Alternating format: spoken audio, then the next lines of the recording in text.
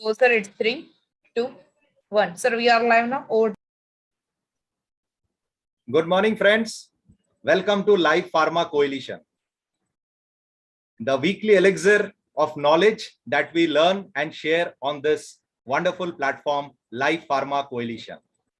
It is said that if you live to earn, you will earn to live. But if you live to learn, then you will learn to live. And that has been something LPC has always been instrumental about. When a drop of water falls in a lake, it loses its identity. But the same drop of water, when it falls on a leaf, it shines. LPC is that leaf which allows every speaker to come out with their insights and make them shine. And that has been the endeavor of LPC for the last 103 episodes that we have completed. When we sit with a very beautiful girl for 2 hours, we think it's only a minute. But when we sit on a red hot stove for a minute, we think it's 2 hours. That is called relativity. Similarly, when we sit on LPC for 2 hours, we feel that we have just started our learning journey. And that is also the learning relativity of LPC. And that has been the path that we have taken. And it has always been because of the love, the support, and the confidence that you have on this wonderful platform. So now I will share my screen.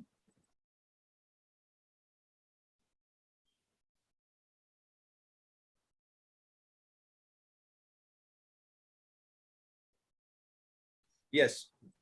Once again, I welcome you all to the world's largest online pharma discussion platform, Live Pharma Coalition, which is purely dedicated to learning and sharing. So friends, this has become the world's largest pharma discussion platform because we have 45 plus pharma companies. In fact, now it has become more than 80 plus pharma companies and institutions who have been with us. With more than 125, I think the number has escalated to 200 with the LPC 100 conclave and has got a fabulous reach of 20,000 plus on Facebook and YouTube. We have got a strong team of 28 best members from the pharmaceutical industry who are spread across the length and breadth of the country, who meet weekly for the best pharma live discussions. This was the coveted event that we had in Mumbai on the 20th of March. So thank you so much for the overwhelming support for LPC 100 conclave. In fact, Pijut sir here is reminiscent of the fact because he was one of the attenders of the LPC 100 conclave along with ICS sir and me. And believe me, friends, this was a plethora of leaders of the pharma industry, the top leaders who were under one roof, who shared the stage so that they could do justice to this wonderful platform of Live Pharma Coalition. So friends, for any type of collaboration that you would like to associate with Live Pharma Coalition, please get in touch with Mr. Raman, Mr. Yashwant, Mr. ICS, as well as me. And this is the photograph of the dignitaries who were there on LPC 100 conclave. And that is the reason that we had a grand success. And this photograph is once again a memory that will remain in our lives forever. And the total gathering that we had at LPC 100 conclave. Thank you so much, Imagica Health, for your support in our learning journey. In fact, it is because of you that we are able to connect with our audience week after week. Imagica Health, in a nutshell, explores the intersection between design, digital health technology, and content marketing for leading brands. In fact, they have a ex-marketeer-led team of medical writer, graphic designers, streamers, coders who serve the pharmaceutical for bettering customer engagement, bringing patient centricity, improving control on the sales team, and increasing the return on investment for various marketing campaigns. So thank you so much, Imagica Health, for being with us, and we would definitely cherish your association with us in a long term. So coming to LPC 104, which is Young Leadership, Building a Collaborative Learning Community. And today we have two of the most important speakers in the pharmaceutical industry. First is Mr. Piyush Mukhopadhyay, who is the Director, Divisional Sales Head, CIPLA. And today he is going to throw light on customer obsession in pharma. Along with Piyush sir, we have our own ICS Verma sir, who is the co-founder of Rexon Healthcare. Today his topic is going to be the power of visuals in communication. So along with me on the panelist, we also have Mr. Pankaj Srivastav, who is the founder of Winning Ways Training Consultancy. So friends, thank you so much to Live Pharma Coalition, which was LPC 103 last Sunday, which was Global Leadership, which was live on Facebook page and YouTube. So please continue your support for LPC, and we will continue our learning endeavor. Now I will request Mr. Pankaj Srivastav if he can give a brief introduction of himself. So Pankaj sir, it's over to you. Thank you, Arpan, and good morning, everyone. Well, as far as I am concerned, well, I have spent close to 40 years in the pharma industry. I started my career with Hext. I worked for close to 25 years with Aventis and almost 10 years with MSD. I have done different roles in sales, marketing, as well as training. And currently, of course, I've been donning different hats, right? So whereas I have started this Winning Ways Training Consultancy, I've also authored one book, Battling Career Complexities. I'm also working in the capacity of VP with Biotexas Pharma. I'm also consultant to Fitterfly, consultant to Sarthi, and of course, Vanmaji has been kind enough to involve me with Family, as well as LPC has made me an executive member. So I'm extremely delighted to be a part of this LPC. And, learning is something which is always there. And even if I come as one of the panelists or moderators, I'm always looking forward to learn something new in every interaction, right? And that is what today also my endeavor is, to learn from Piyush Mukherjee Saab as well as ICS Verma sir. So over to you, Arpan, once again. Thank you so much, Pankaj sir, for your introduction. Indeed, the Prince of Kolkata, Saurav Ganguly, said age is just a number.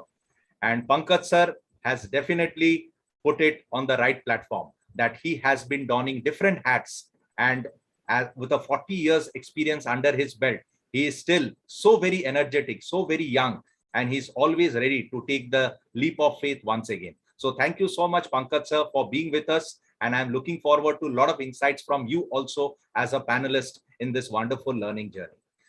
Next, I will come over to Piyush Mukherjee sir, so that he can give us a 1-minute brief introduction of what he has to deliver to us. Piyush sir, over to you. Thanks, Pankaj sir. Thanks, Arpan, for the nice introduction. And it's my pleasure to be here and to discuss with some eminent personalities like Arpan. Pankaj sir has got a lot of industry experience along with Arpan.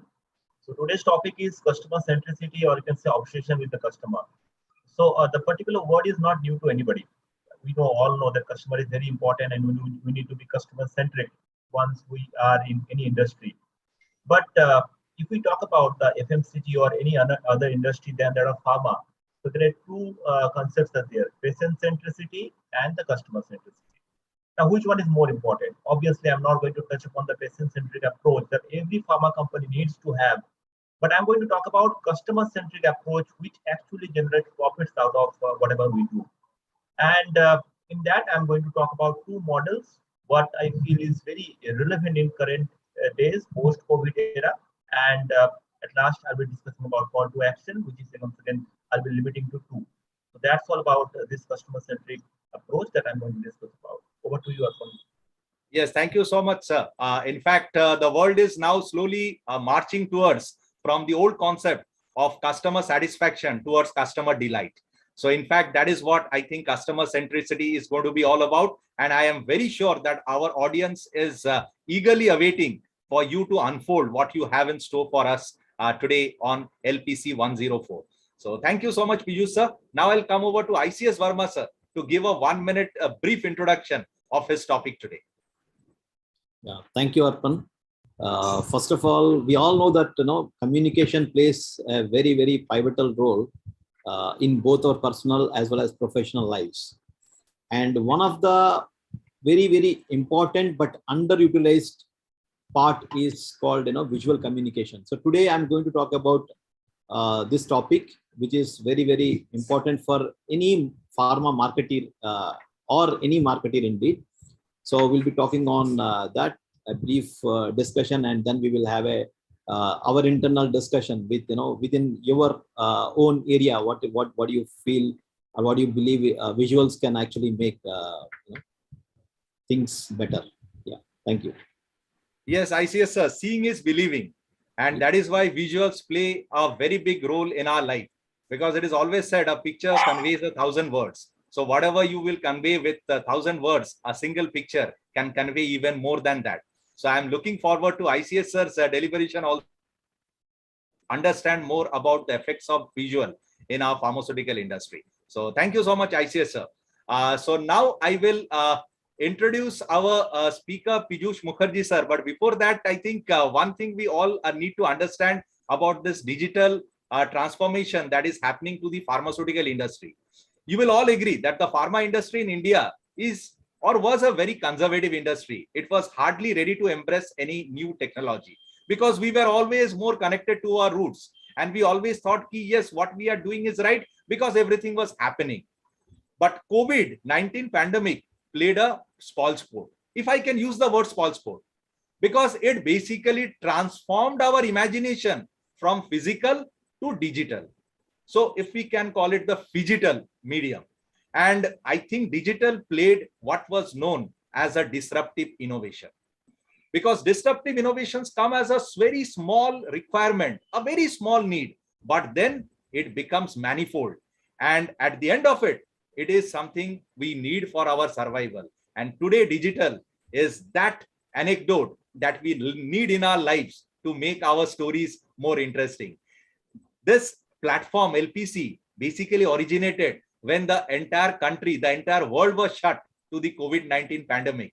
And that opened the floodgates to this digital technology and this learning and sharing.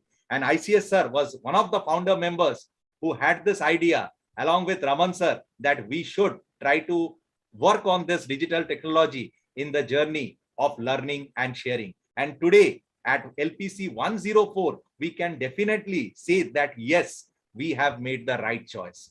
So Piyush sir is going to throw light on this customer centricity. But then one more thing that we need to also understand before Piyush sir says is digital Darwinism.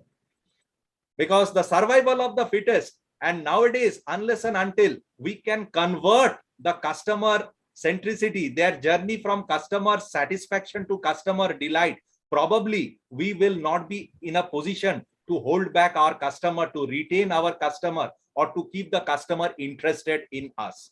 Gone are the days when one TV was purchased and that lasted a lifetime. Nowadays, multiple televisions are purchased, multiple gadgets are purchased, and that is why this customer delight becomes very much important. Similarly, in the pharmaceutical industry also, we are looking for the transformation from customer satisfaction to customer delight. And if we are not able to do this, the pharma industry is not able to embrace the digital Darwinism, probably we might be reduced to digital dwarfism.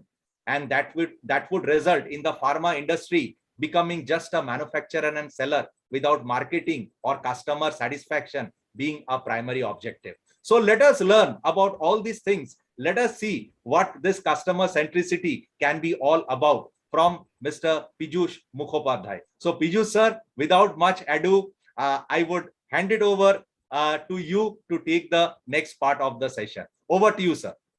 Thanks, Arpan. And let me share my screen.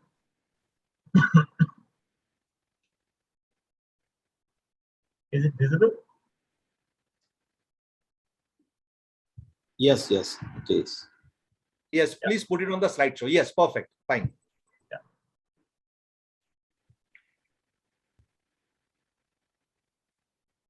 So good morning, all of you once again. Good morning to my co-host, the panel members, and all the colleagues and friends, junior and seniors who are online.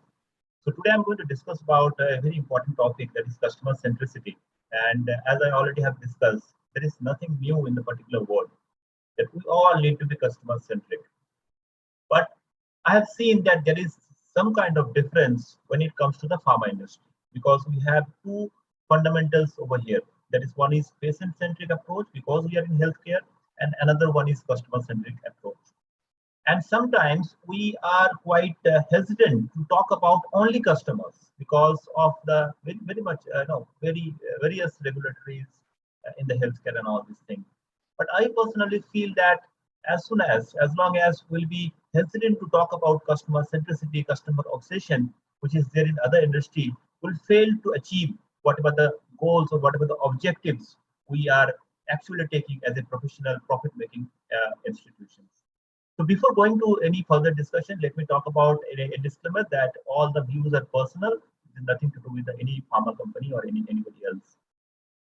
So once we talk about customer centricity or obsession, I can correlate one particular person name, that is Jeff Bezos, and he needs no introduction. He's the founder of Amazon.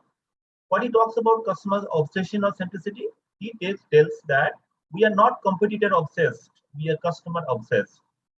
We start with the customer and we work backwards. So that is the fundamentals that he has set in Amazon. And we all know he is the world's richest person in terms of not only money, but profits and whatever the changes he is making towards everybody's life, including many of us. So now if I talk about Amazon's obsession with the customer, at what level they can go. Now everyone can see this particular beautiful building. So it is Amazon's New York office. And this particular building name is One Right. Now, do you know why this particular building name is being kept over One Right?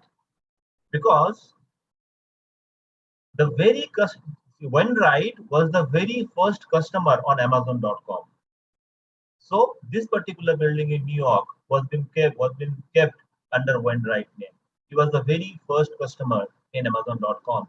Even company remembered that what books particular he has bought. The book name was Fluid Concepts and Creative Analogies. So this is a level of customer obsession, that they remember the very first customer and what he bought, and they named a whole building after that particular customer name. This is about customer obsession over and beyond customer-centric approach. One of the Amazon's chief executives talks about it, that they are very driven by relentless customer focus and they believe and that every customer always wants something better. And that motivates them to working backwards. So they start with customers, what they want, and let that guide particular their efforts. We have seen that it is not about what Jeff Bezos thinks about customer centricity or customer obsession. It is about what each and every person in Amazon thinks about customer centricity or customer obsession. So that is what made the Amazon world's most customer obsessed company. Now, why this? Why this centricity or obsession? Because to increase the perceived value proposition at customer level, which will actually result into what? It will result increase customer share versus market share. So a new, you can say a new topic or new idea has emerged, and there are many companies are following the same thing. We are not talking about market share right now. We are talking about customer share, because in market share, one particular product manager tries to sell one particular product to as many customers as they can. But in case of customer share, here one particular customer, they try to sell as many products as they can. So the market is moving towards that. Market is moving from market share to customer share. Everybody is eyeing towards the wallet of the particular customer. Now there are three facts about it. Let me talk about three facts about customer. That is acquisition. We all know it's about new customer. So it says that acquiring new customer is 5 to 25 times costlier than retaining an existing customer. And once we talk about retention, those who are already the customer of ours, 5% increase in retention rate increase profits by 25% to 95%. So that is the power of retention and the power of loyal customer. But the one question comes like, why there is a switch that loyal customer becomes, they becomes the competitor customer. So it says about 70% switch to competitor to perceive indifference in the service of current service provider. So perceived indifference in the service, that is the main reason that 70% of the loyal customers switch to the competitor. So now let us talk about the pharma companies. What we do, we provide solutions or services to the customers. And for that reason, the same customer writes in the same molecule, he or she writes different brands, molecule X, brand A, brand B, or brand C. So it's upon the customer which particular brand will be choosing for the same molecule. So what is most important, we have seen just now that why there is a switch of loyal customers, or why the competitors gets a loyal customer of a particular company or particular brand. It is about the solution. So services, indifference of perceived service approach. The perceived indifference in the service of current service provider is a reason for switch. So this is the most important factor. This is the most important factor where each and every one of us needs to think that what we can do and how to improve the perceived value of the services right now we are offering to the customers. Actually, if we work on this particular part, our customer-centric approach will be further improved than whatever it is today. So now, how to measure the service? Whatever the service the pharma companies right now we are providing, or we are giving options to the customers. How to see that whether it is right or not, and how to strategize our strategies, how to strategize our ideas in a line to do that. So there is a particular model available to measure the service quality. The model is called GAP model of service quality. So it is proposed by Parasuraman, Jesmal, and Berry in 1985. What it talks about? It talks about the difference or the gap in between expected service and the perceived service from the customer's point of view. So it is not only talks about this particular gap of expected service and perceived service, it also provides models for identifying key gaps and develop corrective strategies. So this is the power of gap model. Through this, we can measure what is the problem in the particular service that we are offering to the customers, how to improve on those particular service so that perceived value of those services, those solutions get increased over the competitor, and we become more customer centric, more customer obsessed. So here the focus is not on the competitor. The whole focus is on the service which is being provided, which is being given to the particular customer. So gap model is to measure the service quality index. So this is gap model. So here is we are going to talk about, or the gap model talks about 5 gaps. So there are total 5 gaps we are going to talk about, and in a brief, I'm going to tell you that how this is going to improve the service quality so that we can become more customer centric or customer obsessed. So here the gap 1 is talking about what customer expect the service from a particular company, or the expected service from the customer end, and what management thinks that customer needs. Let me give one example. Suppose one particular doctor needs a latest online journal. One particular doctor needs latest online journal from a particular company, particular pharma company, latest online journal. So that is a customer need. Now suppose management thinks that they know the customer need, and what they know that customer need is the variety of print materials and also a well-groomed medical representative presenting those variety of print materials. So what was the customer expectation or customer expected service? That latest online journal. But what management thinks that they know They think they know that customer wants a variety of print material with a well-grown medical representative going and talking that particular service to a particular doctor. Now, this kind of gap is called gap 1. Because the whole energy here, the management will give where they will put their whole energy to train those medical representatives, to bring out more variety of print materials. They will talk about the content, they'll talk about the quality of print material, each and everything, but not what customer is expecting. So this is gap 1.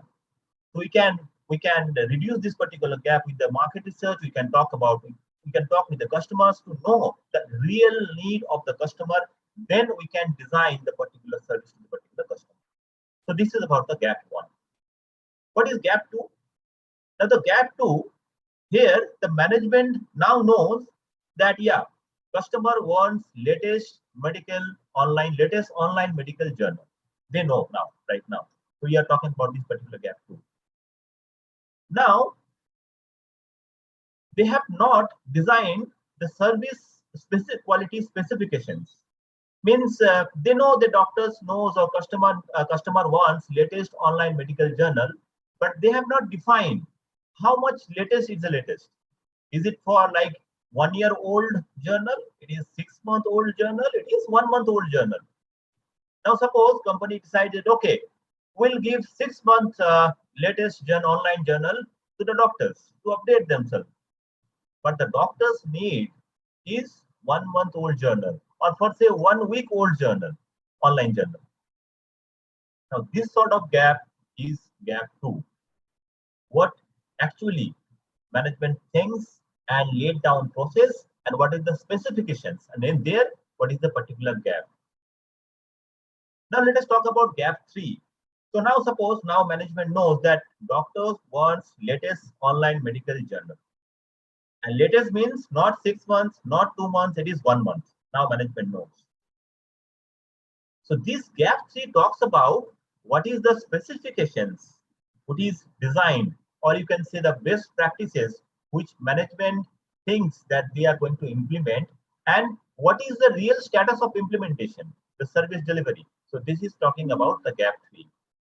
Now suppose, as I told, that best practice management declared that we'll be giving latest online medical journal, 1 month old online medical journal to the doctors to update themselves, so that doctors can update regarding therapies, regarding medicines, and any other medical whatever the topics they want to choose.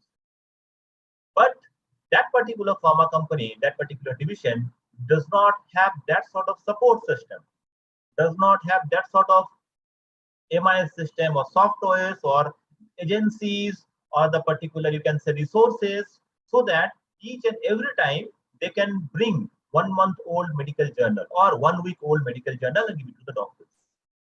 So that is a particular implementation problem. So here in this particular case, management knows what to do, but there is some kind of implementation problem. For that reason, they are not able to deliver the service, what is expected from the customer on customer's behalf, and what we are actually delivering. This sort of gap is called gap 3. Now in this case, what is required? Obviously training is required, software updation is required, the resource management is required. These are all things to be required. Now let us see what is the gap 4.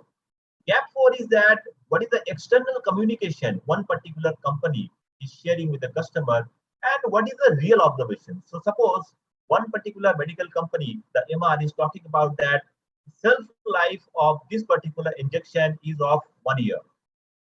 But in real scenario, the chemist is complaining to the doctor, the shelf life is of 9 months, not 1 year. This set of gap is called gap 4. Now here, what kind of services or solutions as a pharma company we are trying to provide that higher shelf life, so that you can extend the same medicine to for a long time to the patients. But what is the real time observations? That it is of only 9 months. So whatever we are communicating is actually not so truth, whatever we are pretending. So this set of gap is called gap 4. The last gap is gap 5. What is perceived service versus what is expected service. Now suppose one particular doctor is not a prescriber of a particular company. And suddenly he thinks that, let me see that what kind of solutions this particular pharma company is providing. Because each and every pharma company we know, we are focusing on science, we are focusing on latest updates, and there are many sort of things. So based on the word of mouth communication from the peer group of the doctor, or the personal need, or the past experience, sometimes maybe that somewhere he has used few of the brands of a particular pharma companies, and once again he wants to come back. So with all this word of mouth communication, personal need, and past experience, he has formed that into his mind that this sort of services I can expect from this particular division or this particular pharma company. Now, this is the expected service once again from the customer point of view. But after on board, he has seen that the quality, whatever he has expected, is not at all there. So the real-time observation is totally different. So that is gap 5. So the gap 5 you can talk about, it's the cumulative gap of 1, 2, 3, 4. Because if you want to bridge this particular gap with the gap 5, then you have to bridge first gap 1, gap 2, gap 3, and gap 4, because it's a cumulative gap of 1, 2, 3, 4. So this particular model is actually talks about that if we want to be customer centric, customer obsessed, it is high time to see that whatever the services that we are providing, is it a customer need, is it the customer expectation, what customer thinks, or there is some gap. We have talked about gap 1, where management thinks something, they feel that they know something, but customer expectation is something different. So in this case, what is happening? All the cases, if your diagnosis of a particular disease is wrong, obviously you'll be giving solutions of all the wrong medicines. And if at all the patients are also taking all the same medicines, you'll not get rid of the what is the particular disease that he's suffering from, he or she is suffering from. The same way, if we want to be very much customer centric and customer obsessed, we have to see in the real world what is customer expectation, what are the services gap that we have currently in our system, so that we can improve them, we can improvise them, and we can become the best customer centric or customer obsessed company or the division. The second part is talking about the data is new gold. So we have seen like last week only. So I was exploring in Amazon and in Facebook also regarding some holidays trip that I'm planning with my family. And suddenly after 2 days, there are a lot of Facebook posts has popped up, like, Facebook post has popped up regarding that particular destination, the hotels, and also and so forth. I was quite amazed and surprised at how they know that this is what I'm planning, and how they're suggesting me that this is what you need to do because of the sheer data. They have gone through each and every click of mine, what I'm interested, which video I'm watching, how much I'm watching, so what is my interest level, and after that they have processed all the data into the artificial intelligence sections, and now they are giving me suggestions that what I need to do. This sort of customized, individualistic approach is a newer approach of customer centricity or customer obsessions. And this is only possible through data. Now in pharma, what I feel is that there is a challenge of having those detailed data, because in FMCG or other industry, there are a lot of data crunching is happening. They are talking about big data, but in pharma, we are still not fond of getting customer data and crunching on those data, which we are talking about, which we call data mining. So there is two set of data mining that can happen, and it is happening across industries, that is macro level and micro level. So macro level talks about general customer behavior, it's a trends and preferences from a large database, and micro level talks about tracking a particular customers, addressing a specific needs and wants. So this is, I feel, is the new section that each and every pharma company and division we can think of how to get the customer data, their habits, and studying them as a human being, their likes and dislikes, not only in terms of therapies, what they are interested, but also their personal interest. So studying customer as a customer, not as a doctor only. So that sort of data mining has to happen in pharma. which I believe. And what's the flow of information? The information collections, the information storage, then access, the study the customer behavior, then calibrate marketing efforts so that we can match up and enhance the customer experience. So that is, we are talking about you are improvising the perceived value of the service, which is the main differentiator from any pharma company, any brand to other particular brand. Because we have seen the statistics that 70% customers switch to another brand or to another company due to the difference in the perceived value of the particular service. So what is the call to action? The call to action is customer-centric service approach versus product-only centric marketing. We talked about that marketing is moving from market share to customer share. So we have to be more vigilant about what kind of customer share that we have in pharma. And the second call to action is that creation of data models to study customer behavior in pharma, which I feel is weak currently in India right now, and we can do so much in this particular section to study a particular customer as a customer, not only as a doctor. So thank you very much from my end. This is that's it from my side, and thanks, and over to you, Arpan. Thank you so much, Piju sir. That was a wonderful presentation. So can you just stop your screen sharing, sir? Yeah. Yeah.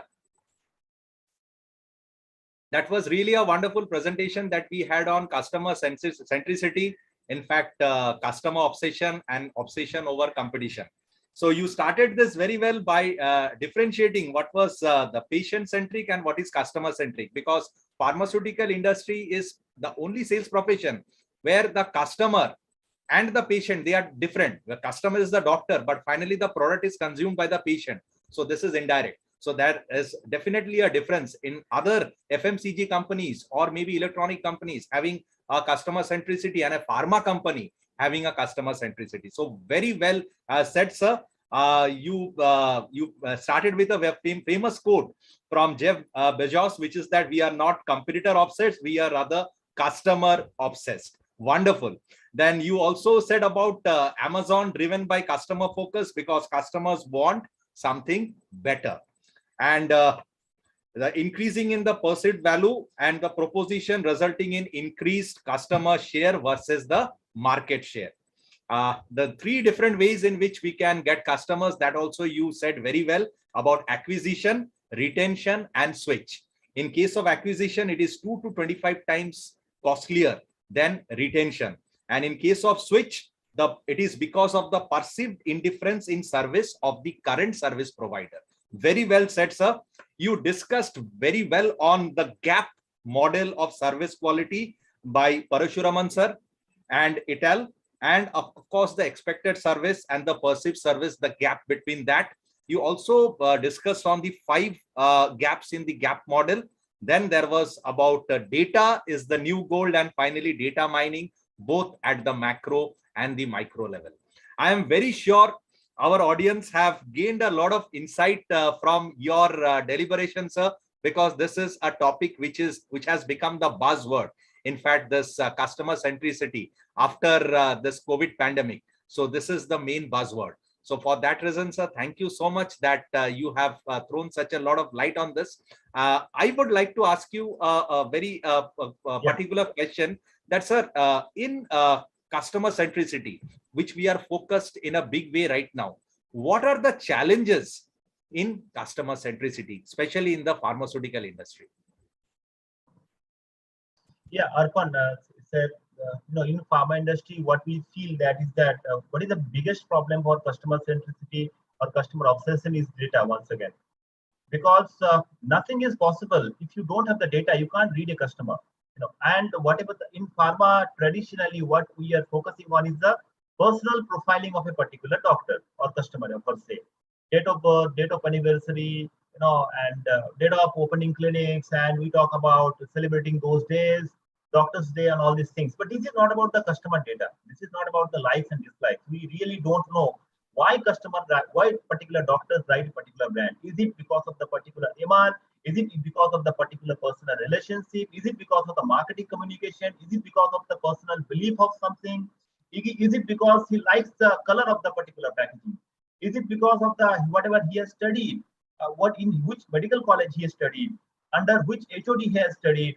What kind of books he has read? What are the influential abilities or influential things he has gone through till 15 years or 20 years of his practice? So there are a hell lot of data that are available, which we need to crunch to see the customer behavior. Then only I feel that we can, in near future, we will be able to talk about individual doctors. Right now, there is in medicine, there is particular topics is very booming. There is precision medicine. It's not about one particular broad spectrum antibiotics are given to a patient and that will take care of everything. Right now, patients are not only content consumer, they are also content creator. So they ask questions to the customers, they ask questions to the doctors, why you have given this particular medicine to me. So the market dynamics is getting changed. So for that reason, I feel we need to talk about big data in pharma. We need to talk about data crunching. We need to talk about data mining in pharma, and then only we'll be able to read the customer behavior in true sense, except the personal profiling right now we are depending on. Fantastic, sir. Fantastic. That's well answered. And I think this is a very good thing that you said. And another thing that comes to my mind is that COVID has changed the dynamics of the pharmaceutical industry, especially the marketing part. Now, sir, do you think the SOV, the share of voice, has increased or decreased post-COVID in case of doctors? Share of voice in terms of the communication. So the amount of time that we are getting in front of a doctor, the share of voice, SOV, has it increased or has it decreased? Has it gone down? Yeah. So the answer of this particular question is both positive and negative. We have increased also and decreased also in true sense. Increase for those who have managed to be into the physical and digital world, where the 360-degree marketing approach happened. Now, there are few companies, we are approaching doctors digitally also, physically also, through emailers also, through communities also, through Facebook, LinkedIn. There are 360-degree marketing approach. Means their particular marketing communication remains standstill at each and every touch point. So for those companies, it has got increased. And there are a few companies which always believe that few traditional approach will only work. For those, that we have decreased. And I feel, Arpan, in coming days, we have seen there are a lot of institutions who are not allowing medical representative to meet doctors inside. This is the future actually, because and post COVID, one thing has also happened. The customers also knows that they are more independent than they think they were pre-COVID. Independent in terms of getting information, independent in terms of updating themselves, independent in terms of many other services which pharma company provides. So this sort of independence, the feeling of independence will be more and more in coming days, because right now the generation Z is coming to the medical professions. They will be more lucid, they'll be more fluid, they'll be more open to new ideas, not on the older than the tried and tested method of it. So I feel the approach, I answered you, that approach who have changed, they have got the time more increased, and those who are not, the time for them has already been decreased. Absolutely correct, sir. In fact, those who are very much versatile, the companies who are versatile, their SOV has increased because the number of touch points have basically increased. Other than physical, we also have the digital touch point and the various platforms you said. So for the innovative, there are a lot of ways which has increased. But if you cannot innovate, if you stay back in your own den and you don't come out, then probably the touch points have become less and the SOV has become less. Fabulous answer, sir. Thank you so much. And I think we will be taking up the questions from Facebook, YouTube later. And now I'll hand over the proceedings to Pankaj, sir, so that he can introduce ICS, sir, and ICS, sir, can get on with his presentation. So over to you, Pankaj, sir. Thanks, Arpan. And first of all, I'd like to thank Mr. Paijas Mukherjee for the excellent talk what he has given. I mean, it was very precise, very to the point.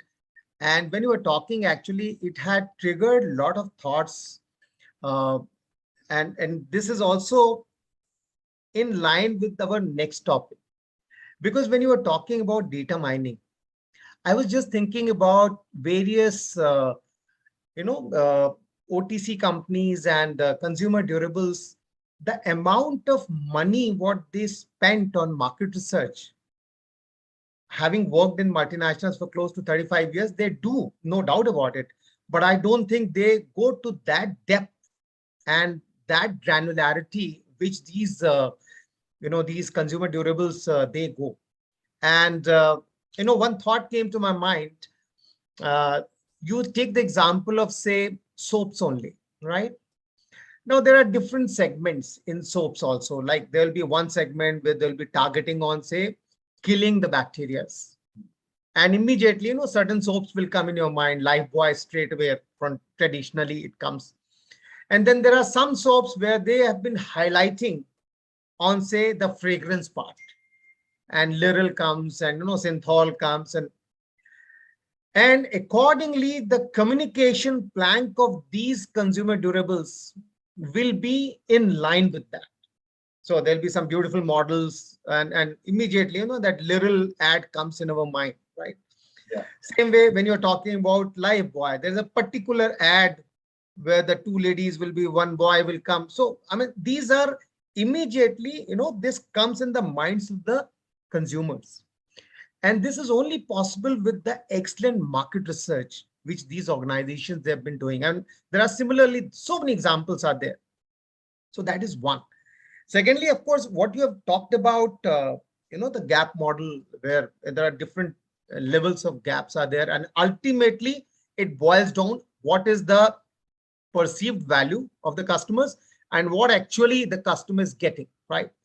And if you're not able to plug that, whole problems are there. And lastly, what you have talked about, this data, what we have got about the customers, okay, date of birth, this and that, which is what most of the organizations these days have. So you take any doctor's birthdays, there'll be 15, 20 companies, those will be coming with bouquets, cakes, and all this, and doctor might be wondering, what am I going to do that?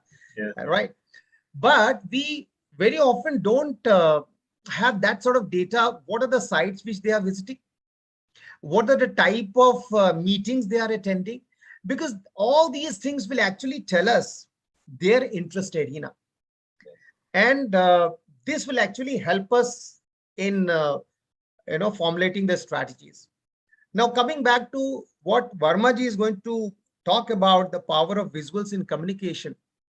I was just thinking again, in pharma industry, I've worked for 35 years with multinationals, and they used to have the original scientific products, right? And there, the entire communication, Varmaji, used to be on graphs, scientific data. But what about those companies where they don't have very well differentiated products, right? There are so many products, there's no well-defined differentiation. How they can impact the customers? And maybe there, the power of communication, the power of visual communication, that can play a very important role, right?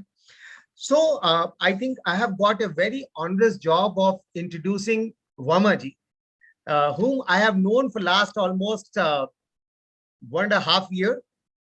And every interaction, of course, has been very, very nice. And there was a lot of new things which I have also learned while interacting with him. Now, as far as Varmaji is concerned, why am I not able to have the slide? Okay. So, as far as his professional qualifications are concerned, he has got a very, very, I would say, excellent academic track record. Well, he has already spent some 20 years in pharma sales, and now 22 years he has completed. Right in different arenas like pharma sales, marketing, digital marketing, information technology, customer engagements. He also has undertaken various global projects, soft skill developments, SAP training, leadership development, you name, and he's there. He has been a member of Leaders Excellent at Harvard Square. He has managed multicultural teams across the globe, like in US, Europe, Africa, Middle East, and India. He has mentored second line and front line managers, trained global sales, logistics, and marketing teams on SAP, ERP, SAP, cloud platforms, presentation, and leadership skills. Now, when I was going through his academics, I was amazed. How come in just 22 years he has acquired so many, degrees? Like he has done MBA in marketing management way back in 2000. Then he did almost, many other degrees like MDP, coaching for leaders, senior leadership coaching from IIM Bangalore in 2014. Business writing, graphic design, and successful presentation 2019. Coaching, learning, leadership, and change. Learning how to learn creative thinking techniques, tools for success, and the whole thing doesn't stop here. It goes on, and he has also acquired like a lot of I would say learnings on fundamentals of digital marketing, digital footprints, social media marketing, digital transformation, leaders of learning from Harvard, and leadership and emotional intelligence. I think, sir, you have got a very coveted, academic background. I never knew. For the first time, I'm seeing this. Such a illustrious career you have, and Vermaji also has traveled throughout the globe. I mean, right from India to North America to Europe. So I think we are in absolutely safe hands to learn what is the importance of visual communication, because all this information, if you are going to condense it, I mean, I'm sure our audiences are going to get a lot of new insights. So Vermaji, over to you. I will stop sharing. Thank you, Pankaj sir. I'm really humbled and very thankful to both Arpan and you for this warm introduction. So we have been actually, into last 22 years into different roles. What I have observed, especially in the pharma, being very traditional, industry, we adopt very lately. But that's okay to adopt late, because we have a lot of restrictions and a lot of bodies which work on pharma industry. Maybe that is the reason why pharma takes the last, adopt the last when it comes to any industry. If you see the industries like FMCG, IT, and they are very far ahead. But what I'm seeing is maybe because we are into traditional, we take old school, and we are proud of that, and that is good. But unfortunately, that will not work right now. Maybe because of the COVID, the kind of transformation has gone into pharma, and the new generation, the current generation, is completely obsessed with digital learning and the visual learning, and they don't bother much about the text and what because the information is everywhere available free to them. Previously, you used to have, you used to purchase a book to read some article and to keep it, but now it is available freely on the internet. Just they Google it and they will get it. So based on that, what I'm seeing is there is a lot of scope or improvement for bringing this communication model. So which I'm, please allow me to share the screen. Yeah, I'm sharing my desktop. Is it visible, sir? Yes. Yeah. Yes. Oh, okay. So today I'm going to talk about this very, very pertinent topic, which is most important but underutilized in pharma: the power of visuals in communication. So we all know that communication has many elements like, verbal, non-verbal, written, and visual. So in fact, it's only two, verbal and non-verbal, where written and visual are part of, written is part of verbal and visual is a part of non-verbal. But for today's conversation, I have made it into 4 so that it is easy to understand. So today we'll be talking much on visual communication and why it is important. So there is one great quote from Albert Einstein: "Any darn fool can make something complex, it takes genius to make something simple. So very clear, and it's very understandable to everyone. Most of the times we are very busy in making things complicated. We put a lot of efforts to make it so complicated that only few people understand. But it takes genius to make it simplified, so that even a newborn baby, a small baby, can understand what you're communicating. So today we'll talk about what is visual communication and which are some of the elements in visual communication. So what is a good visual communication all about? So a good visual communication is a combination of relevant visuals and beautiful design. Okay. And this presentation is for the non-designers like me.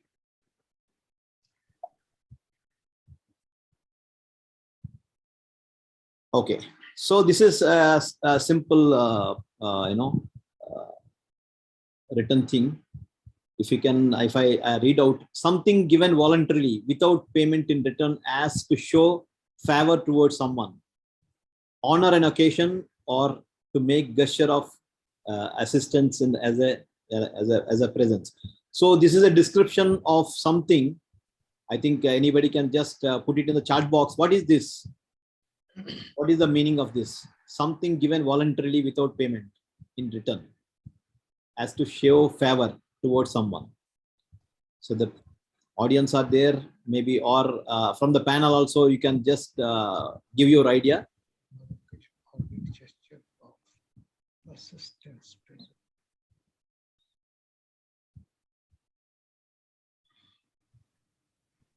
I think it takes time, right? This is, because you have to understand the description and you have to put it down.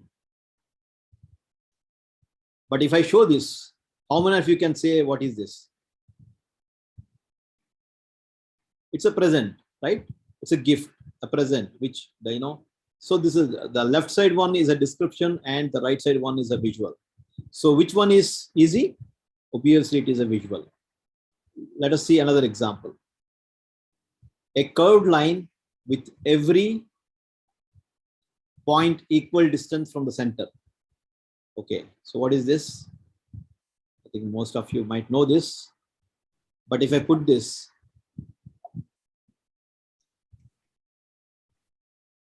it's a circle, right? Again, just imagine that you are driving in China. Okay, so right now it's not a safe place to drive because of the COVID fourth wave is going on. But imagine that you are driving in China and you come across this sign. Okay, this is a Chinese language. What will you do? We don't know what to do, right? But if you see this sign, yes, we know that it's a sign of no entry, and it's most of us understand at least, right? Because it's a universal symbol. Okay, now you understand what I'm talking about, the power of visuals. So let's understand why visuals are important. And recently, one of the study conducted by the Microsoft, they have found that the average attention span of any individual is 8 seconds. 8 seconds. That means you have got, as a marketeer, only 8 seconds to impress your audience, to get their attention, or to make them, get into some positive mindset to turn towards the product, which is very, very, very challenging. And this time is reducing day by day. That means more challenging and more difficult for any marketing person. So let's understand why we need to use visuals, and then we'll come back on that study.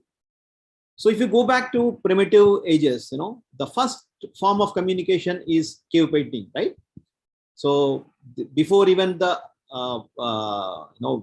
language is evolved, they used to use the signs, symbols, and pictures, and these were some of the very, very first form of communication. And being humans, it has been hardwired in our DNA to understand pictures better and remember it for a longer time.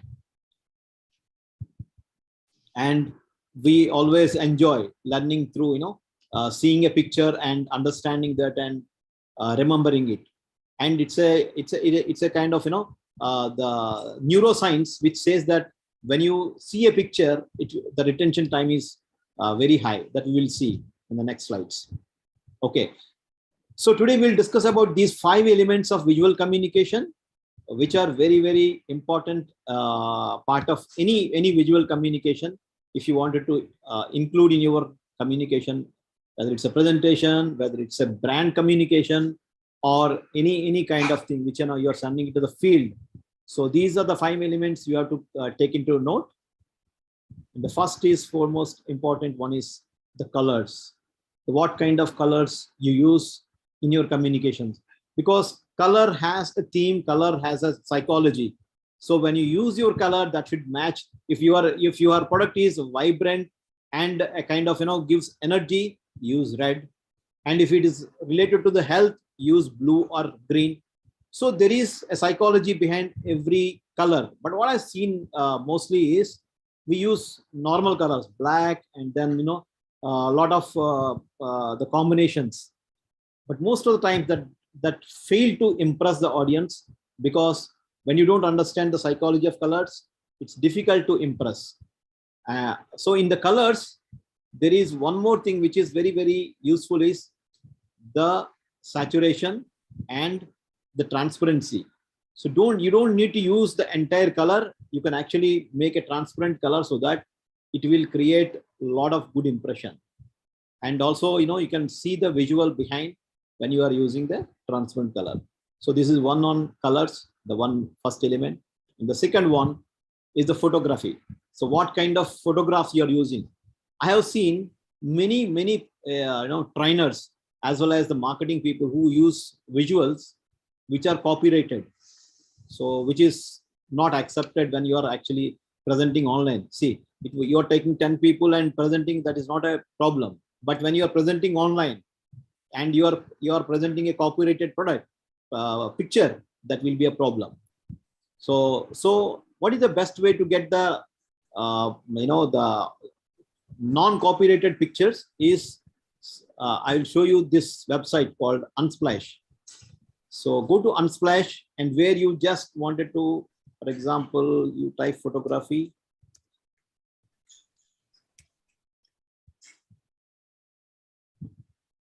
And then you will find all these nice pictures of, these are all non-copyrighted. You can use these pictures. There is no watermark, nothing, with very, very quality pictures. This is one website. The other is freepic.com. So freepic.com also gives a very quality pictures, and it comes, but you can only download 7 or 8 pictures in a day. So that is there is a restriction if you're not a this thing. And another one is Pixabay. So these 3 are the best websites for any kind of quality pictures you can download, and then you can use for your next training program, for your next marketing presentation. Now go to the next element. This is iconography. So icons speak a lot, and they are very clean, and they give a lot of good impression when you're using icons rather than pictures sometimes. And the best website for icons is flaticon.com, where you will find out some royal free icons. And also the Noun project. The Noun project is one more site where you can download the free icons. So icons, see, if I see, this is a rocket and this is a market. When I'm using any kind of market feedback, I can use this icon. So when I wanted to start, I will use the start button. When I'm presenting an idea, I will use an idea icon. So this will give you a good, clarity as well as good impression when you're presenting any of the papers. And then infographics. We are all obsessed with a lot of data, and most of the times I have seen in many marketing presentations, they come up with lot of tables, April, May, June, July, and you're just putting the Excel on PowerPoint, which is very, very disturbing, and nobody remembers what you're talking about. So just convert that into a infographic where, the PowerPoint has that, as well as Excel has the ability to convert data into pictures and many other forms, which you can present it so that, people remember. And another one important aspect of this, the picture is the typography. Typography is nothing but writing your letters like a picture. Okay, so this is an example. My best dad. So happy Father's Day. He's using both icons and some kind of letters to create a typography. So typography, when you go to typography, you need to understand about what are the different letter types like serif and sans serif. And the best thing to use in any kind of presentation is use the sans serif. So typography, what I typed here is a sans serif. That means it's a clean font. And even dad, which is looking here, is a sans serif font. My best, happy Father's Day. All this is sans serif. And I will also show you what is serif. So typography comes with many things where, it includes your calligraphy and all.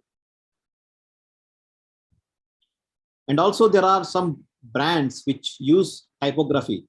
So in your next branding, you can use this kind of inspiration. So for example, this is a pin. He has used pin to create a brand of pin. So if your brand is a capsule, you can use a capsule. Or if it is some new technology, that you can use the technology in your branding. So it is 9. The paint. These are some of the inspirations where you can take plug. So by including an icon with a word, you can create a brand or you can create a picture. Okay, so these 5 elements, you can actually combine these 5 elements to create a visual which can make an awesome visual, which can be remembered, which can be, inspirational. Okay, so let us see now what are the uses of visual communication, how visual communication is going to help you while you're communicating. So image takes only how many seconds? 8 seconds to create an impact. And we have seen in Microsoft study, you got only 8 seconds. So picture matches exactly to that study, that we are using pictures, you're through with your communication. So that's why you have to use more of pictures. An image conveys message in 3 seconds. So whatever communication you wanted to create, it takes only 3 seconds to convey a message, which is very, very important, because if it is taking longer time, where we have seen when I'm putting the text, it takes to process at least 2-3 minutes. Okay, you have to think, and then people don't have that much time. Their attention span is not there itself. So you need to use visuals so that you can impress them faster, and conveys 60,000 times faster than any word. So image conveys very, very fast processing, and it can also make lasting impression. And this is scientifically proven that people remember only 10% what they hear, 20% what they read, but 80% what they see. As in the beginning of the presentation, Arpan was saying, seeing is believing. True, seeing is believing. Until and unless you don't see it, you don't believe it. Right?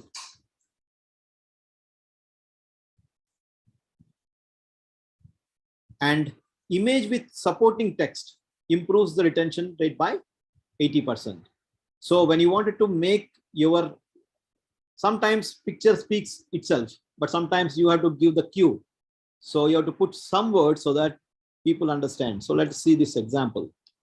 Okay, so picture speaks 1,000 times better than the words.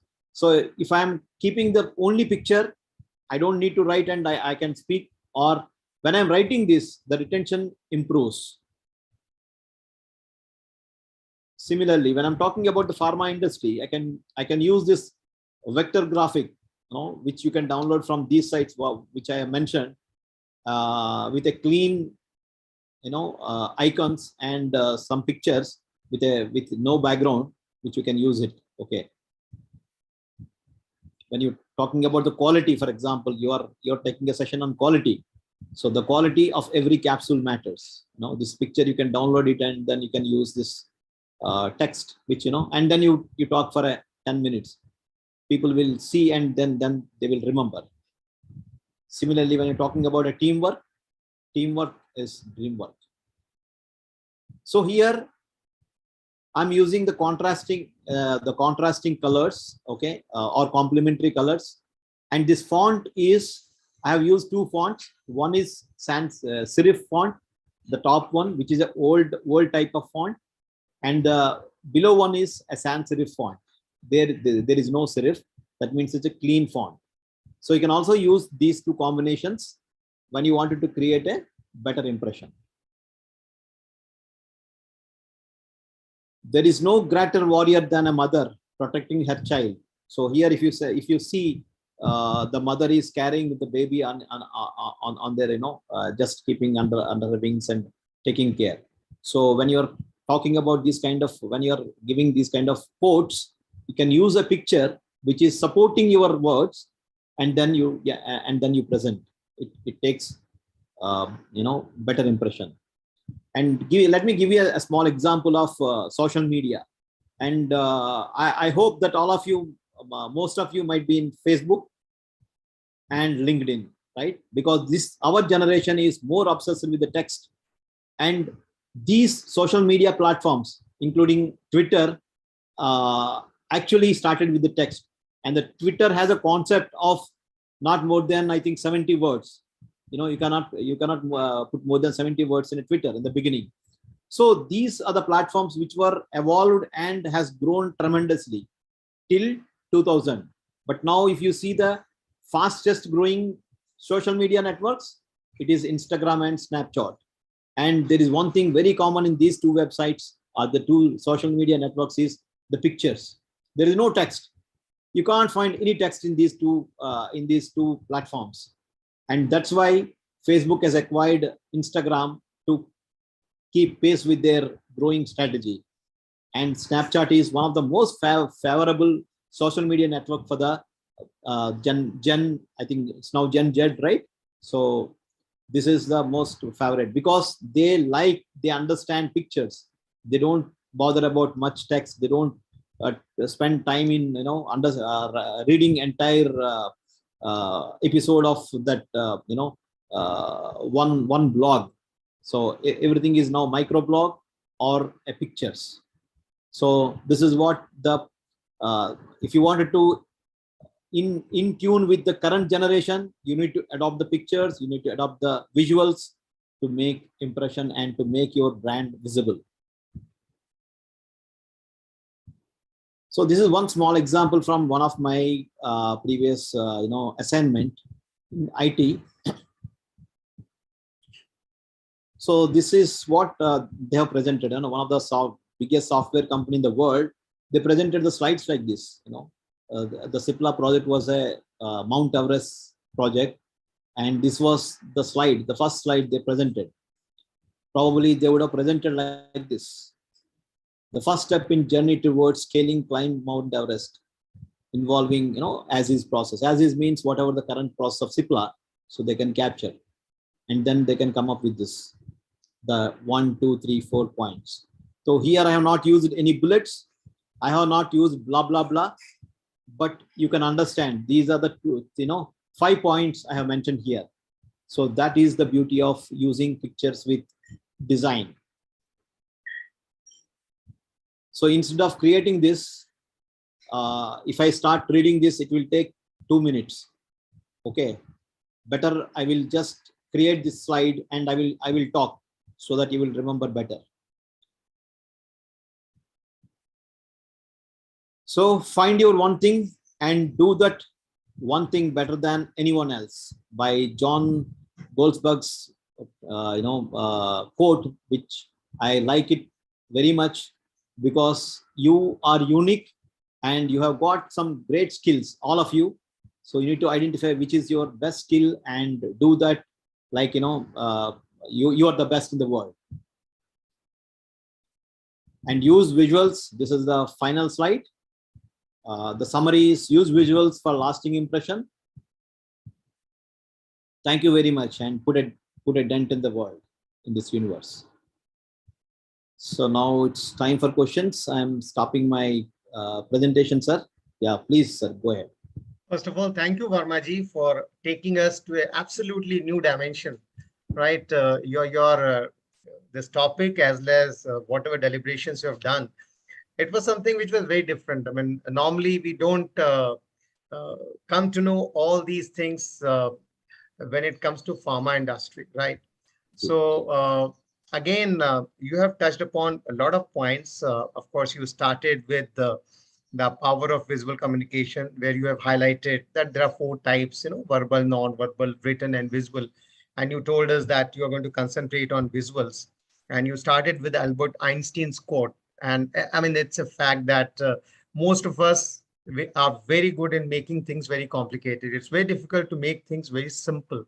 And coming from a genius whose E is equal to MC square, many persons are still not able to figure out what he has said. It's true, absolutely. And then you have talked about beautifully, what are the various relevant visuals along with beautiful design, what is the impact of that. And I really liked the 5 elements of visual, what you have highlighted. I mean, like for instance, you have highlighted what should be the ideal color, right? And colors also denote a lot of feelings also. Photography, Unsplash, you are absolutely right. I mean, that's a wonderful site to take out the pictures. Free Pick and Pegase Bay, you have highlighted. Iconography, infographics, typography, all these things, if we use it in our marketing tool, they will convey a lot of meaning. I just want to highlight one thing, that yesterday, I was into another meeting where we were discussing about how to do the poster presentation. And one of the Dr. Neeta, she told that, look, most of the people, those who are coming to see, they don't have that sort of time. And I was remembering, I was trying to relate it when you said 8 minutes and 8 seconds. So she was highlighting that you need to highlight the gist immediately, so that at least that retention is there, because you will not get time to explain. And many a times in the poster presentation, if you are, if it's a cluttered way of putting the things, the message gets lost completely. And there, of course, if you are using these visuals, I mean, I'm sure they will convey the message much more with a very lasting impression. And of course, as you have highlighted, 8 seconds is, I mean, a study done by Microsoft, so you have to accept it. But it's a revelation, because 8 seconds is hardly anything.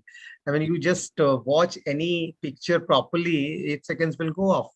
And if that's the type of retention span which people have, then all the more it's important that in our communication, especially the scientific communication, we should try to use these visual communication to the best possible extent to have a lasting impression. And same is the case with doctors also nowadays. As Mr. Piyush Mukherjee was also talking about that, face-to-face interactions with the doctors is becoming a lot of difficult. The hospitals are not giving access. Even the clinics are also not sometimes allowing the pharma persons to come inside. All those issues are there.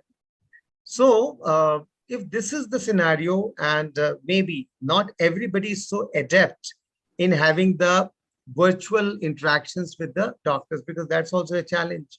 So maybe, I mean, when you have got a short span, again, use of these visual communication will have a far better impact as compared to our traditional way, what we've been doing. So, I mean, I think it was very captivating, and our audiences would have actually, learned some of the new things which they can also utilize in their communication. I have got just one question, Vermaji. still our pharma industry is obsessed with graphs, with scientific content. Out of the five elements what you've touched upon, which one do you think will be the most appropriate in using our scientific communication? Yeah, very excellent question, Pankaj sir. In fact, we have been, like obsessed with that, presenting the data and the studies. So, but you don't need to completely see when you are presenting it data, you can come up with an infographics. For example, showing a table better than showing a table. If I say that 33% reduction in morbidity or mortality, I can show 1 in every 3 persons. So I can use three people and one with a different color and the other 2 in a different color, so that I present it. They understand that okay, if 3 people are there, 1 person get the benefit. Okay, so this percentage and all that is good for finance guys. How much for and for the top management. And when you're communicating with the customers, what is the benefit out of the ratio? How you're presenting that in a different manner, rather than similarly you have big data, but you can't go with that big data. Only you can make it simplify and then show to them. So those studies can be actually picturized, and then you present them, and then you give a handout, because scientific cannot be just a picture and they won't just believe and they start prescribing it. So you give a handout, the entire study, and then let them study when they're getting a free time. But what we do is five pages only the study, which is absolutely not relevant today. And similarly, most of the organizations have iPads in their in their organizations. I know that is Cipla, Sun Pharma, Dr. Reddy's, and all of them are using Jidus. But the marketing is again coming with the same PDA, they convert into digital, and then they are presenting it, which is of no use. Why you are spending another 40,000 for iPad? You have GIF, or you can use as any kind of animation, and only one minute, within 1 minute can you communicate that. So that takes a lot of guts to come up with this kind of creativity, but that's going to play very impressive role. So those companies who are working on these future trends will definitely going to win the hearts of the customers.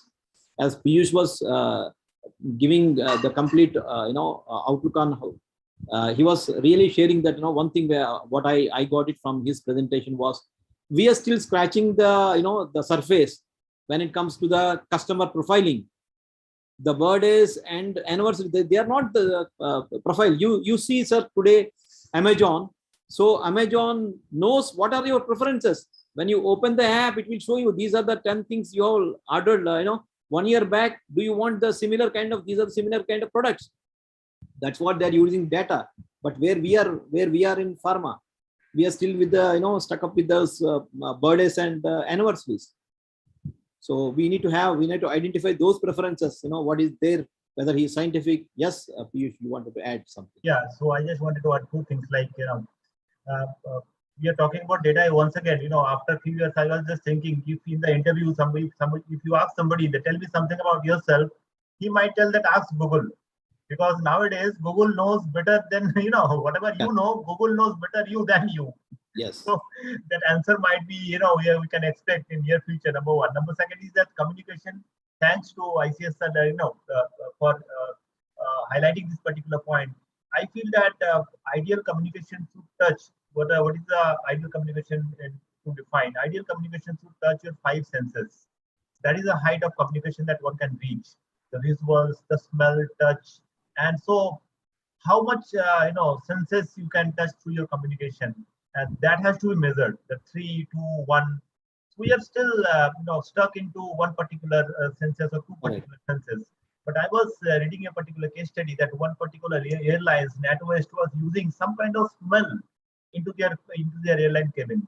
Whenever one particular passenger enters into the cabin, he or she will get some beautiful smell. So click like, yes, I am sitting in this particular airline. So the communication, the visuals, all the has reached to that particular level. So in pharma, ICS sir, you are right only. We are still stuck with the graphs and pyramids and I don't know in 6 feet distance how much doctors can see.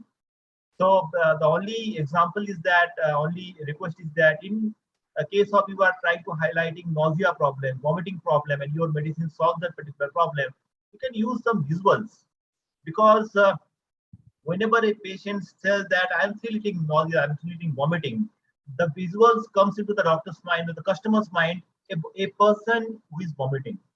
So if your communication relating and if your brand relating that particular image, the probability of doctors writing your brand will go high. So that sort of thought process we need to have whenever we are communicating with a doctor. As I say that sometimes we forget the doctors are human beings. We see them just as a doctor. So they are not only doctors, they're human beings. So they think like human. Professionally, they are doing something just like human beings. Yeah, thanks. Excellent. Absolutely valid point. And Vermaji, what you were talking about, 80%, that visual thing. I was also remembering, of course, Arpan will also vouch this, Albert Mehrabian's, that communication theory, that 55% of Okay, sir, your voice is not. Voice is not coming. Voice is not there now. It's coming, it's but very not low. properly. It's there, but the voice is very low. Maybe there is some network issue. Maybe.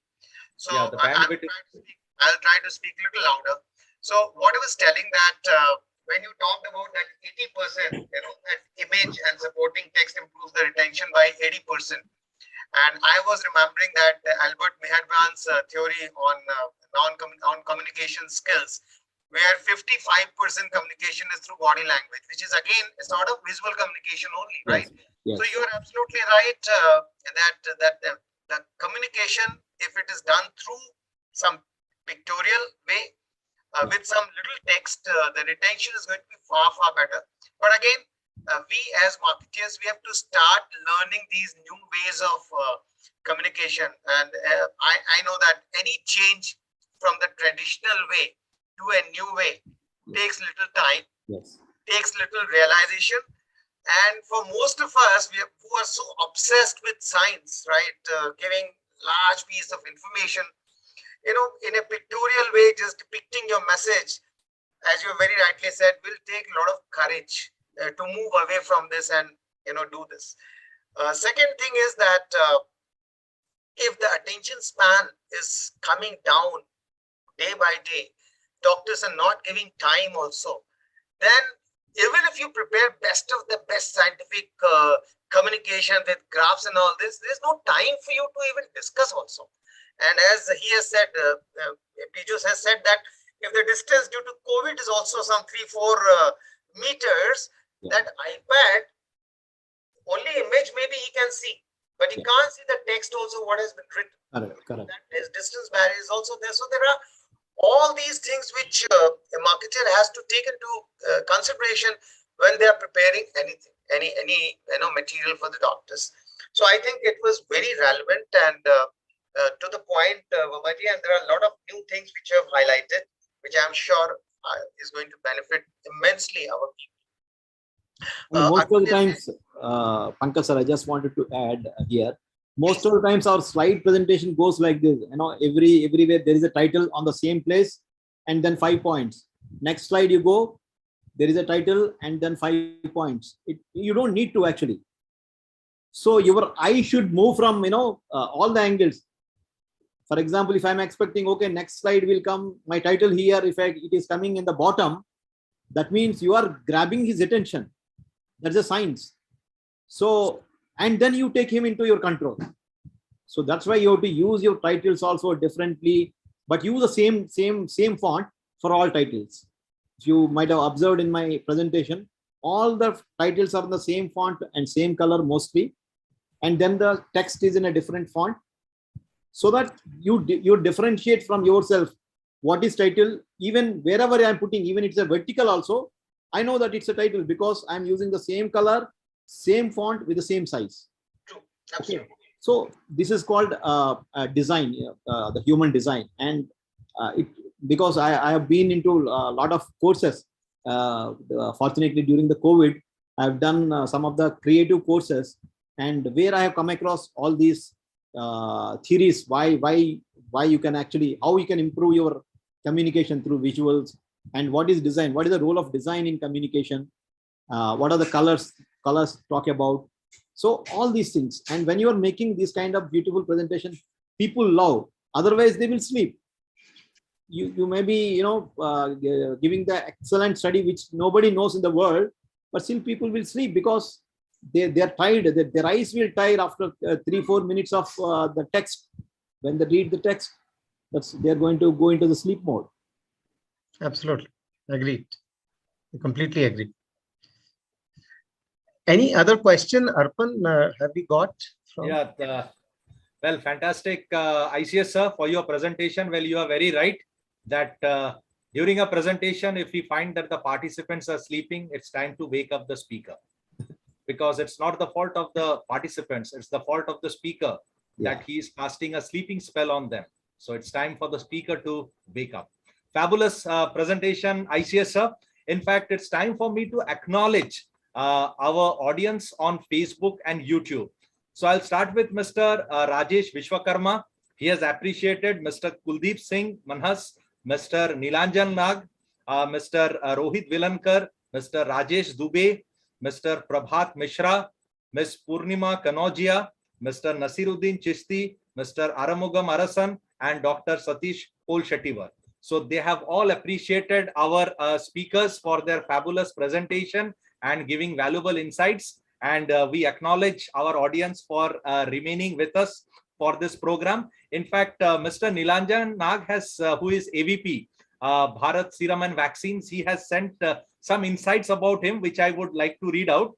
That he has written, Mr. Nilanjan Nag, that such big gap in reality and expectation would arise only when the organization has not done a basic level of customer segmentation.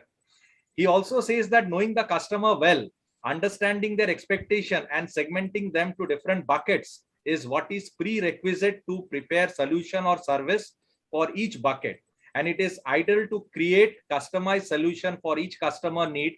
However, it would also be a Herculean task and a huge resource to do so.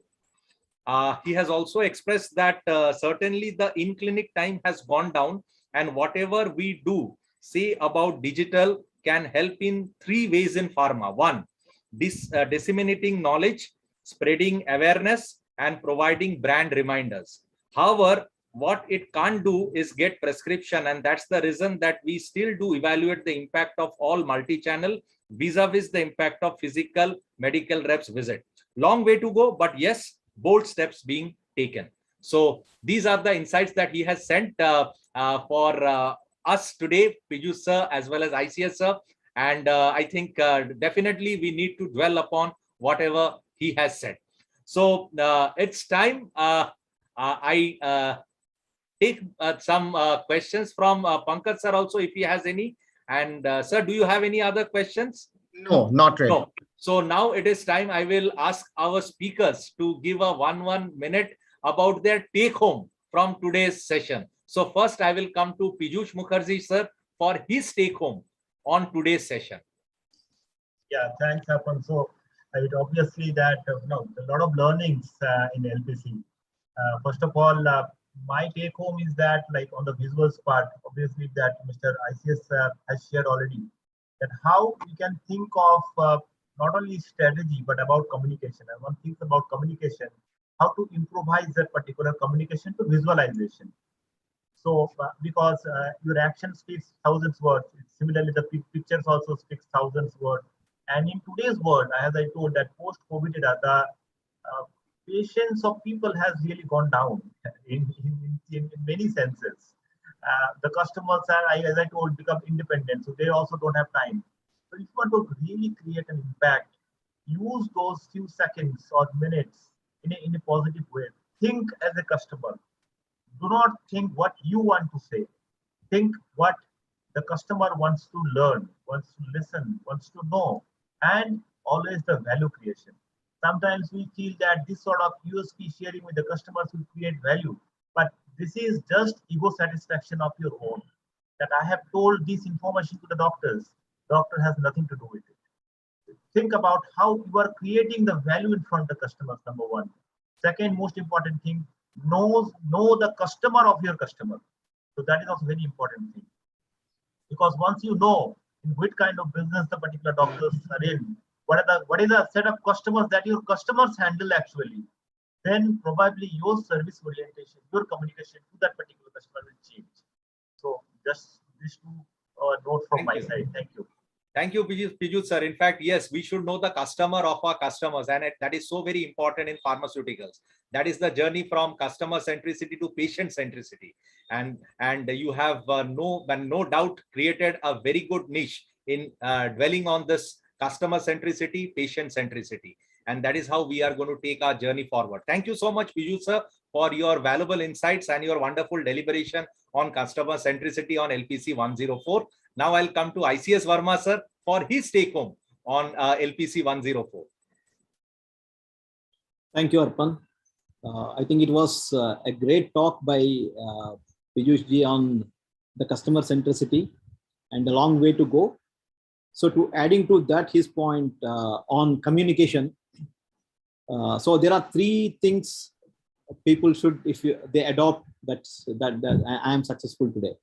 Number one is use visuals so that to create a lasting impression and get a better retention. This is all for marketing and the leaders who are going to present their ideas, and then make things simplify. Don't complicate it, because we all have a lot of complications already at home, at our office, at the bus stand, even at a when you go out. So including the COVID. So let's make things simpler and easier. And finally, put a dent in this universe with your the communication through your own style.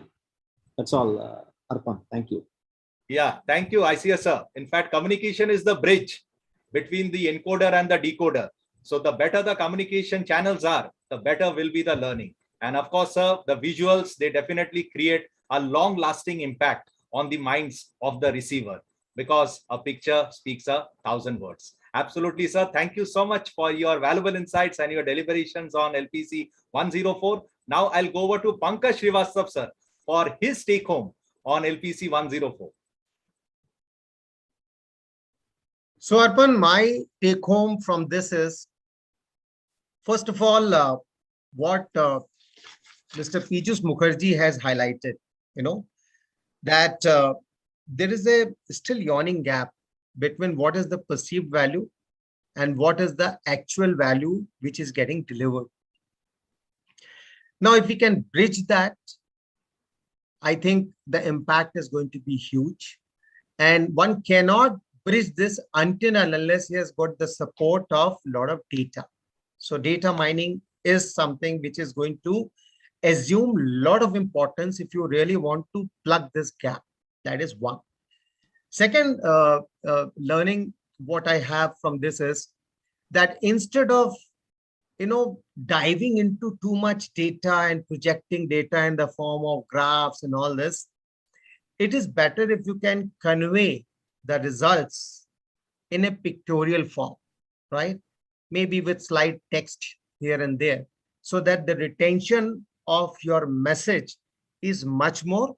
And this is all the more important in the light of the present situation. See, gone are those days 10, 15 years back or 20 years back when I started, my journey as a man manager, or even before that, the entire medical fraternity were dependent on the pharma industry for knowledge, right? Now, that's not the case. And therefore, when we were medical representatives, we used to get 15, 20 minutes sometimes inside the doctor's chamber, and we were able to explain that. Today's scenario is very different, right? So, I mean, if I go and talk about, say, DPP-4 inhibitors, mode of action, and all these doctors, they know about it. So what is the message you want to convey?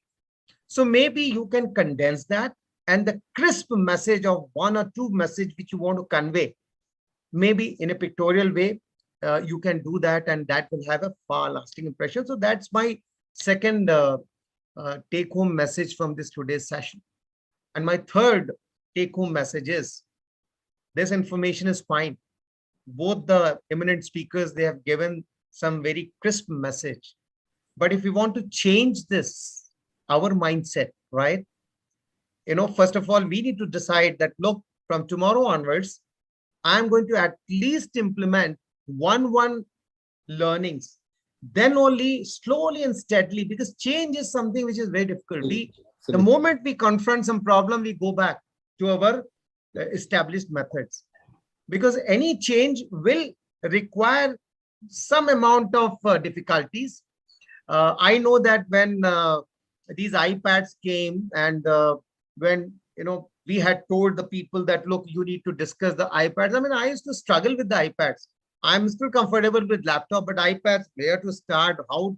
And I was used to of iPads. Now, if there is a different type of such notebooks, I mean, it's difficult. So any change requires certain amount of involvement, certain amount of practice, and you must accept that look, it will have some issues, but then later on, it is going to be for the betterment. So we must embrace that. So change we have to embrace.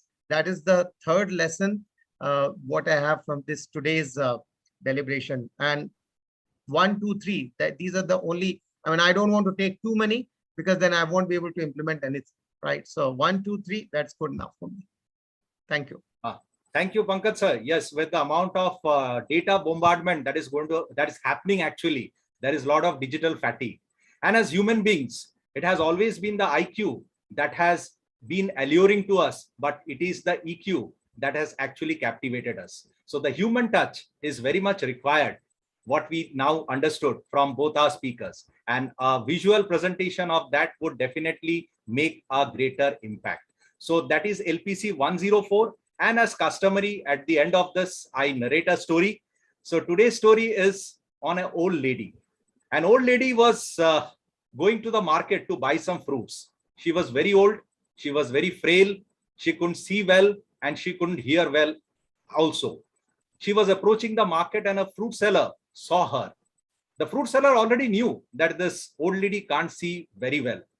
So he planned that he's going to sell all his overripe and rotten fruits to her.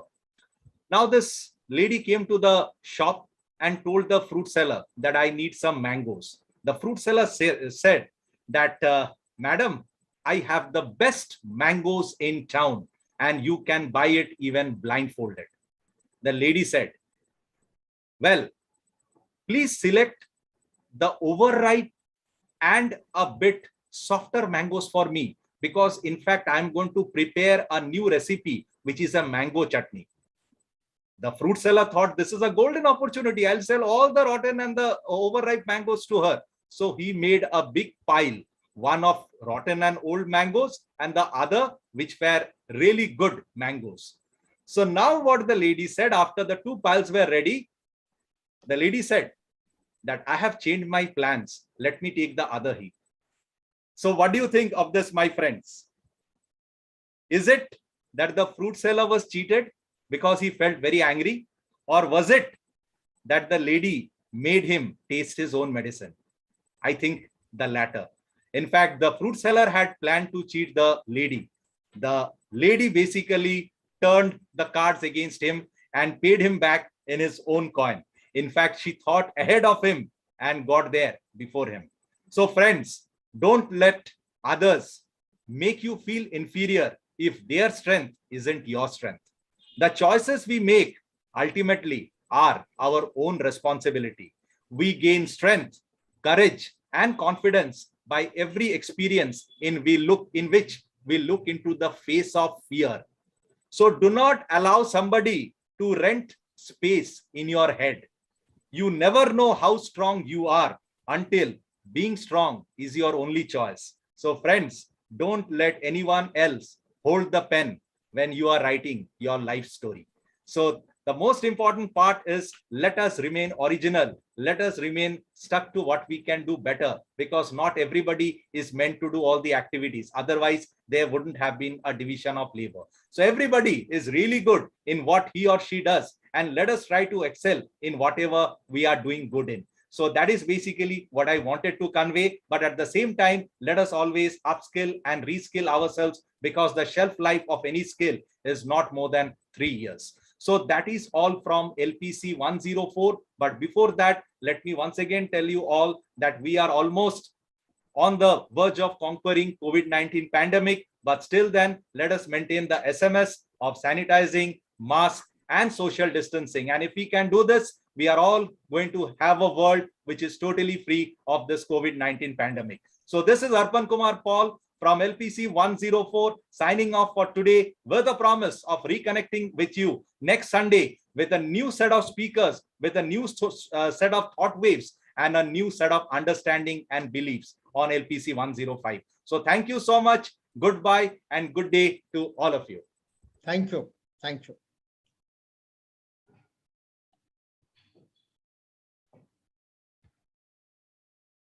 Thank you, everyone.